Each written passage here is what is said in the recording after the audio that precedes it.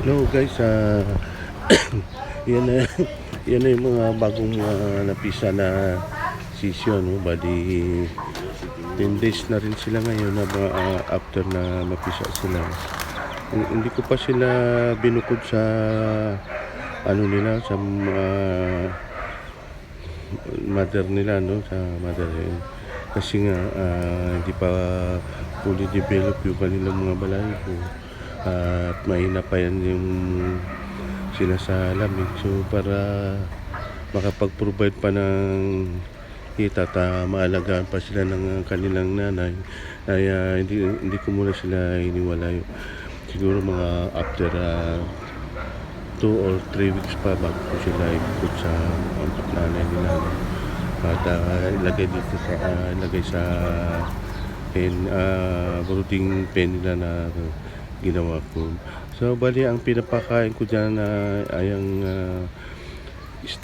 starter ng stag booster na Thunderbird, at saka kailangan lang naman, madali lang naman yan nalagaan, basta importante lang may kulungan sila na hindi sila mababasa, at saka may protection sila para sa mga predator na maaaring kainin yung mga sisiyo. Yun ang kailangan. Then meron silang yung mainom na tubig. Kailangan araw-araw na linisan mo rin para malinis yung nainom nila. So guys, bali ayun nga, after 1 month pa siguro bago ko sila iwalay sa mother nila, saka natin saka ko na babaguhin yung kanilang pagkain para mag-grower to booster feed na yung parang booster to grower, yung pang pwede nang palitan nyo kasi ito mas pino kasi yung pagkain para sa mga day old up to 5 weeks or 6. Yan, kumakain na sila.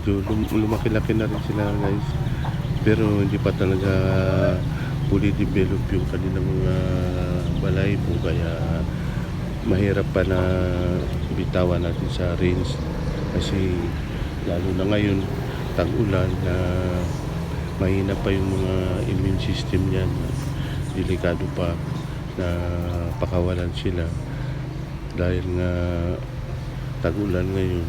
Mahirap na pag nabasa sila, maaaring makasukunin sila kung ano mga virus makuha nila sa dala ng hangin at saka tubig. Kaya kailangan talaga pag mga ganyan ay mapuli develop po ng kanilang balahibo para may panlaban na sila sa lamig, especially sa night time na kung saan ay malamig dito sa amin paggabi. Kaya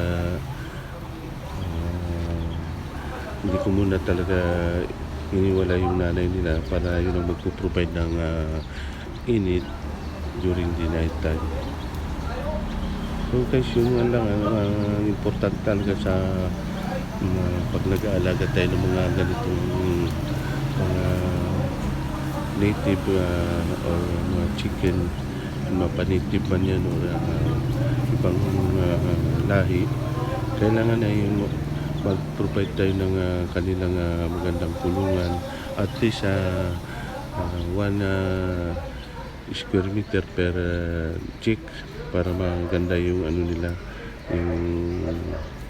pero pag ganitong maliliit pa, okay lang yung 3 square foot per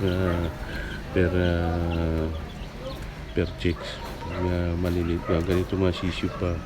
Pero pag mga malalaki-laki na, yun na, kailangan 1 square meter per sa isang na kailangan may protection sila sa ulan, sa mga predator na maaaring kumain sa kanila. Pag gumawa ka ng kanilang kulungan, at least mag-stick tayo sa 1 inch rule. Ibig sabihin ng 1 inch rule ay yung walls nila ay at least 1 inch lang yung gap. Bamboo yung gagamitin natin. 1 inch lang yung gap na i-provide natin para hindi makapasok kung ano man mga predator na maaaring stalker kumain sa kanila, no guys.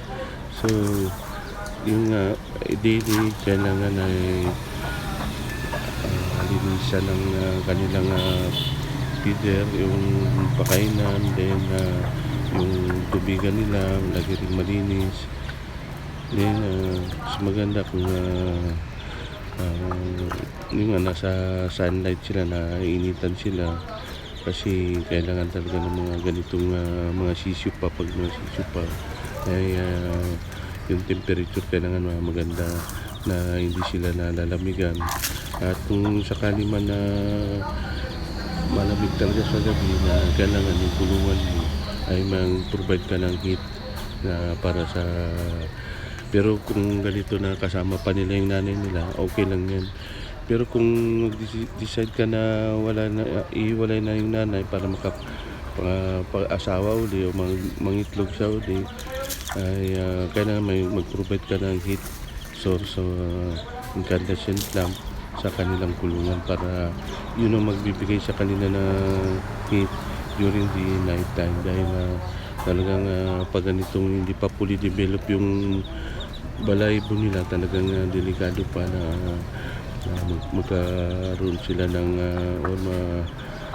makakuha sila ng mga virus mula sa lamig, sa hangin, at lalo na kung mabasa sila, bibitawan na natin sa labas. Kaya importante talaga na pag ganitong mga maliliit pa ay masubaybayan natin ang ating yung masubaybayan natin sila sa kanilang paglaki, para nang sa ganun ay mabigyan natin sila ng protection laban sa virus at mga predators na maaaring maging sanhi ng mortality yan, guys. So guys, yan lang po, at marami pong salamat ulit, at magandang araw sa lahat.